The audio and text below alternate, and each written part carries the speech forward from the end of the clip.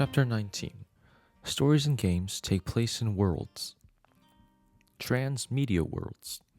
In May of 1977, the film Star Wars premiered. It was a surprise hit with young and old alike, but especially with the young. Children were going to see it again and again. It took nearly a year for Kenner Toys to produce a line of action figures based on the movie characters. But even a year after the film's release, the toys were a tremendous success, selling as fast as they could be produced, and continuing to sell well for years. Other Star Wars merchandise was produced: posters, jigsaw puzzles, sleeping bags, paper plates, and just about everything else you can imagine. But nothing was as popular as the action figures.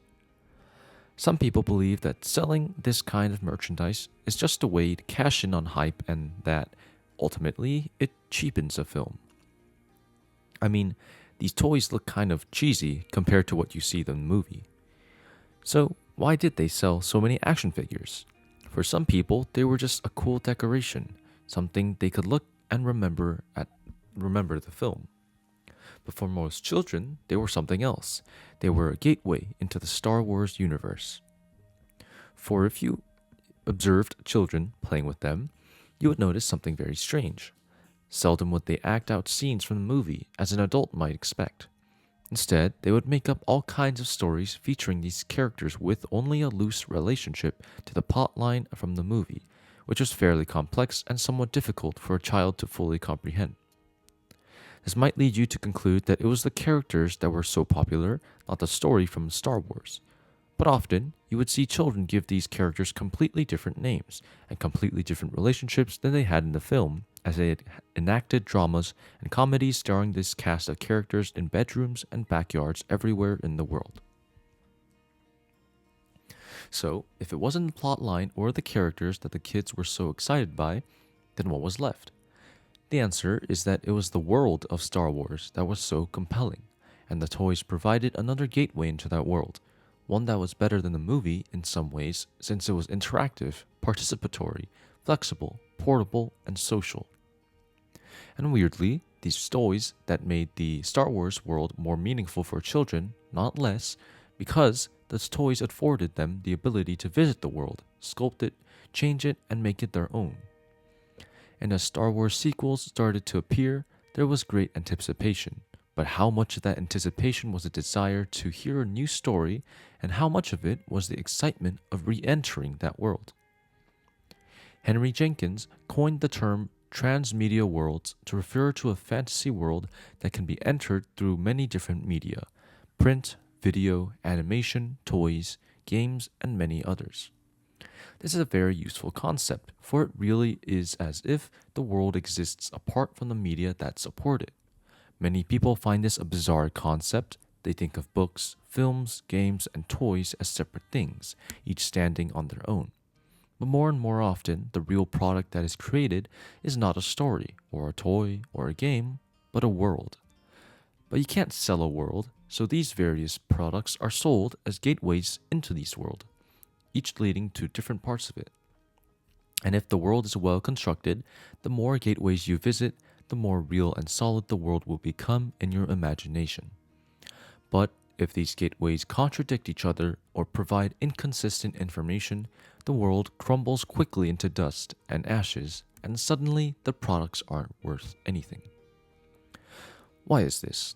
Why do worlds become so real for us, more real than the media that define them? It is because we want them to be real. Some part of us wants to believe that these worlds aren't just stories in books, sets of rules, or actors on the screen, but that these worlds actually exist and that maybe, somehow, someday, we can find our way to them. This is why people so casually throw out magazines but hesitate before throwing out a comic book. After all, there's a world in there. The power of Pokemon. Pokemon is arguably one of the most successful transmedia worlds of all time. Since its introduction, the combined sales of all Pokemon products combined is over $90 billion, US dollars, making it the second most lucrative video game franchise of all time, second only to Mario. And though many tried to write it off as short-term fad, over 15 years later, new Pokemon games are consistently top sellers. It is worth understanding the history of Pokemon to better understand the power of its transmedia world. Pokemon began as a game for the Nintendo Game Boy system. Its designer, Tajiri Satoshi, yep, made sure just I read that right, had collected insects as a boy, and seeing the game Link's feature that allowed message passing through two Game Boys in 1991, he had a vision of insects traveling along the cable. He approached Nintendo about the idea, and then he and his team spent 5 years developing and perfecting the title.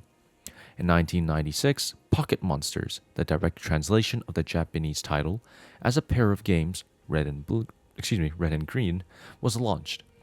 It was essentially a traditional RPG, not unlike Ultima or Final Fantasy, except that you could capture the monsters you fought and make them part of your team. The graphics and game action were not elaborate or advanced, but the interactions were rich and interesting, since the team had spent 5 years to properly balance the game. It is important to realize how primitive the graphics really were. The original Game Boy only allowed 4 shades of olive for the graphics, and 2 battling Pokemon would basically stand next to each other and wiggle as a player chose attacks from a simple menu.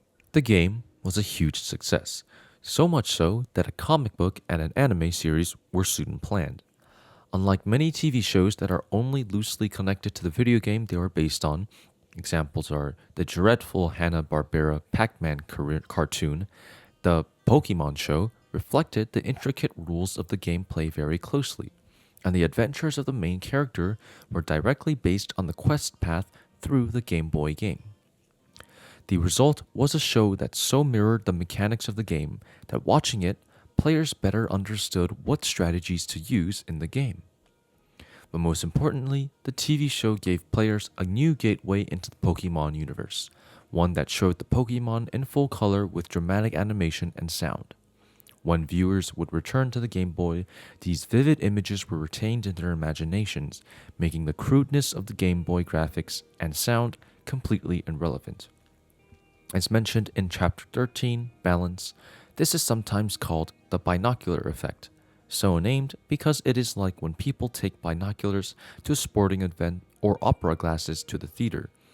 No one watches the whole event through the binoculars. Instead, the binoculars are used early on to give a close-up view of the distant figures.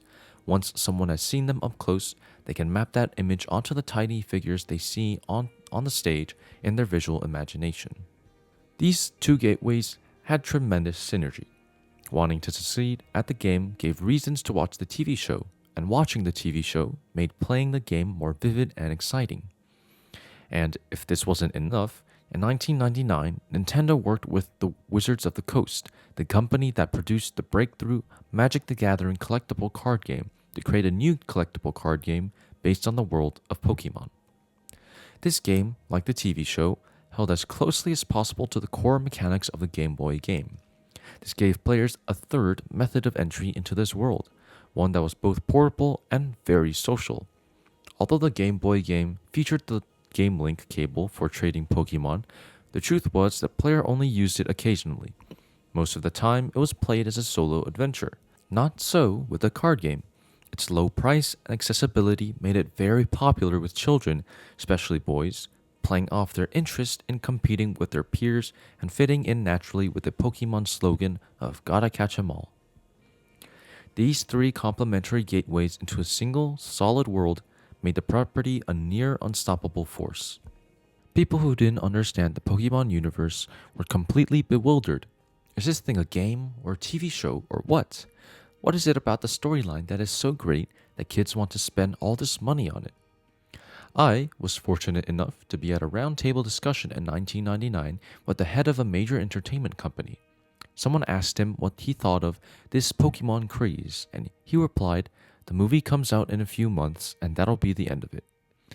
He was wrong, of course, because he fundamentally did not get the idea of transmedia worlds. He was completely mired in the old Hollywood way of thinking about story worlds. A big Hollywood movie defines the world, then there are toys, games, and TV shows that mimic that. The idea of a world that could be based in the rule set of a handheld video game, or a world that could get stronger with each new medium you add to it, was completely unfamiliar to him, and he is not in charge of that company any longer. The strength of Pokemon is not just in the game concept, but in the careful and consistent use of multiple media as gateways into a single, well defined world. Properties of transmedia worlds. Transmedia worlds have several properties that make them interesting. Transmedia worlds are powerful. Successful transmedia worlds exert a powerful effect over fans. It is stronger than just a fan's love of an interesting story. It is almost as if the world becomes a sort of personal utopia that they fantasize about visiting. Sometimes these fantasies are short term, but for many they are long term, lasting on through their lives. For some, these long term fantasies are something they turn to now and then for a sort of mental break. An adult who keeps a Transformer toy around as a decoration might be a good example of this.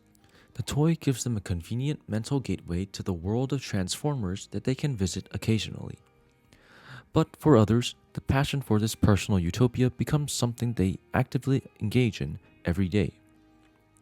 Such was certainly the case with Scott Edward Null, who on his 30th birthday legally changed his name to Optimus Prime, one of the lead robots in the Transformer universe. In fact, if you look at hardcore fans of any kind of fiction, you will find that in almost all cases, the properties with the most devoted fans are the ones that are the strongest transmedia worlds. Star Trek, Star Wars, Transformers, Lord of the Rings, Marvel Comics, Harry Potter, and many other popular properties have a world at their core. More than the enjoyment of a good storyline or the appreciation of interesting characters, the desire to enter a fantasy world seems to be what propels these fans to such extremes. As we discussed in Chapter 17, Story, fantasy is such an important concept in games that often forms the anchor for your world. To be sure you remember to capture the epic power of fantasy, take this lens. Number 83, the lens of fantasy. Everyone has secret wishes and desires. To be sure your world fulfills them, ask yourself these questions. What fantasy does my world fulfill? Who does the player fantasize about being? What does my player fantasize about doing there? Transmedia worlds are long-lived. Solid transmedia worlds continue for a surprisingly long time. Superman appeared over 75 years ago. James Bond has been around for 60 years. Star Trek and Doctor Who still thrive after 50 years. Walt Disney realized the power of transmedia as he started developing comic books to help keep the worlds of his animation properties alive and created Disneyland to this same end. One of his strongest arguments for investing in such an unusual adventure was that it would help keep up the public's interest in Disney films by giving them another gateway into the world of the films. The Copyright Term Extension Act of 1998 extended the length of corporate copyrights from 75 to 95 years.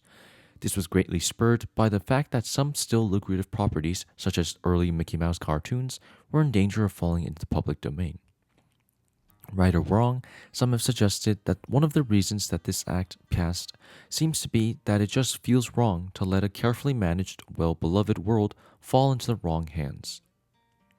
One very good reason to cultivate a strong transmedia world is that if you do it well, it can be profitable for a very long time. It seems particularly true for worlds that appeal to children. When the children grow into adulthood, they often want to share the world with their children, creating a cycle that can go on for a very long time. Transmedia worlds evolve over time, but these worlds do not remain static over time. They evolve. Consider a transmedia world over 100 years old and still popular, the world of Sherlock Holmes. When we think of Sherlock Holmes today, we typically think of him in his trademark deerstalker cap and oversized calabash pipe. But if you read the text of the Sherlock Holmes stories, these items are not mentioned in the text. The cap first appears in illustrations by Sidney Paget, who liked wearing a deerstalker cap himself. Later, actor William Gillette, who portrayed Holmes in a series of plays based on the stories, built on that by wearing the unusual hat and adding the oversized pipe because it would be distinct and visible even from the back row of a theater. The plays were immensely popular, so much so that future illustrators of the Holmes stories used photos of Gillette as a model for their illustrations. Weirdly, the pipe and cap have become the icons for Sherlock Holmes, icons that his creator, Sir Arthur Conan Doyle, never envisioned. But this is the way of transmedia worlds. As new media provide new gateways to the world itself, or people's perception of it, which amounts to the same thing for an imaginary world, changes to accommodate the new gateways. Another excellent example of this comes from an even older and more beloved transmedia world, the world of Santa Claus. If ever there was a fantasy utopia that people truly want to be real, it is Santa's world. A world where once a year a benevolent figure carefully considers your heart's desire and gives it to you if you are worthy. Consider the many paths of entry to this world. Not only are there stories, poems, songs, and movies, but you can write him letters and even visit Santa himself. Just think of it. A fictional character comes to your house and eats your cookies and then leaves behind a treasure trove of gifts. We so badly want this world to exist that millions of people go to tremendous expense and feats of deception to make children believe it to be an unquestionable reality. But who is the author of this world? Like all long-lived transmedia worlds, it was a great collaborative effort. Storytellers and artists continually try to augment Santa's world. Some succeed, like the introduction of Santa's reindeer by Clement Moore in 1823, or the introduction of Rudolph by Robert L. May in 1939. Many others fail. No less a storyteller than L. Frank Baum, the author of the Wizard of Oz stories, failed miserably with his 1902 Life and Adventures of Santa Claus, which attempted to establish Santa's origin as a mortal selected for immortality by a council of nymphs, gnomes, and demons. Who decides which new features enter a transmedia world and which ones are rejected? It somehow happens as a part of our collective consciousness. Through some unspoken democratic process, everyone just decides whether a particular feature seems appropriate or inappropriate, and the fictional world changes slightly to accommodate. There is no formal decision, it just happens. If a story feature is well liked, it takes root. If not, it fades away. In the long run, the world is governed by those who visit it. What successful transmedia worlds have in common? Successful transmedia worlds are powerful and valuable, so what do they have in common? 1. They tend to be rooted in a single medium. For all of their many gateways, the most successful of the transmedia worlds started out by making a huge splash in just one medium. Sherlock Holmes was a serialized fiction. Superman was a comic book, Star Wars was a movie, Star Trek was a TV show, Pokemon was a handheld game. Transformers were a toy. All of these have appeared in many other forms, but each is at its very strongest when it is in its original medium. They are intuitive. When doing research for Toontown Online, I tried to learn as much as I could about the fictional world of Toontown. As I studied the film Who Framed Roger Rabbit, I realized that very little about Toontown was really described there. The film didn't need to describe Toontown in great detail because everyone already knew it existed. Without anyone ever expressly saying it, it was somehow common knowledge that all cartoon characters live together in a cartoon universe that is very different from ours. The creators of Superman and Batman surely never had any intention that their characters shared the world with other superheroes, but it was intuitive to comic readers that these characters lived in the same world, and so now they do. They have a creative individual at their core. The majority of successful transmedia worlds are rooted in the imagination as an aesthetic styling of a single individual.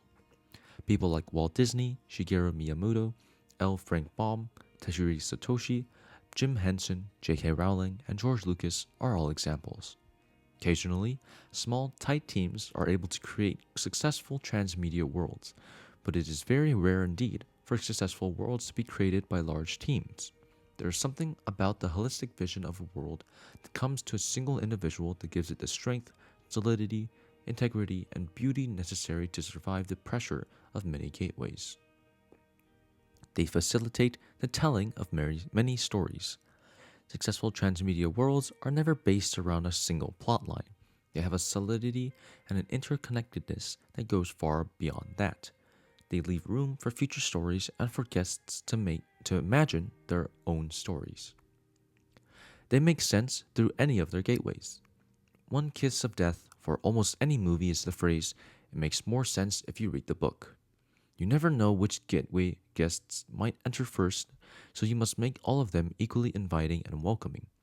Pokemon certainly succeeded in this regard. Its TV show, comic, video, and card games were each understandable and enjoyable in their own right. Any of these could be a first encounter with the world of Pokemon that might lead to other ports of entry later on. A counterexample would be some of the things that were attempted with the world of The Matrix. Enter The Matrix, a critically panned video game based on the second film, Matrix Reloaded. Took the novel approach of not telling the story of the movie, but rather a parallel story that intersected with the movie. This was an interesting idea, but if you didn't see the movie, it was confusing. Similarly, Animatrix, a series of animated shorts that happen in the Matrix universe, only makes sense if the viewer is already intimate with the Matrix universe. It only makes sense if you enter through all the gateways. Approach was intriguing for a few, but alienating for most. They are often about discovery. This makes sense because a world about discovery encourages visits from many gateways. They are about wish fulfillment. Imagining a fantasy world is a lot of work. Players will not do it unless it is a world they truly would like to visit, a world that fulfills some deep and important wish. Transmedia worlds are the future of entertainment. It is no longer sufficient to focus just on creating a great experience in a single medium. Increasingly, designers are asked to create new gateways to existing worlds, not an easy task. But those who can create gateways that excite players by creatively giving them a new perspective on, and enjoyment of a known world are much sought after. But even more sought after are those who can invent a successful transmedia world starting with nothing but an understanding of their audience's secret wishes. If you want to create or improve transmedia worlds, use this lens. Number 84. The lens of the world. The world of your game is a thing that exists apart. Your game is a doorway to this magic place that exists only in the imagination of your players. To ensure your world has power and integrity, ask yourself these questions. How is my world better than the real world? Can there be multiple gateways to my world? How do they differ? How do they support each other? Is my world centered on a single story, or could many stories happen here? Strong transmedia worlds are not just empty places. A huge part of what makes them interesting is who lives there. It is this we turn our attention to now.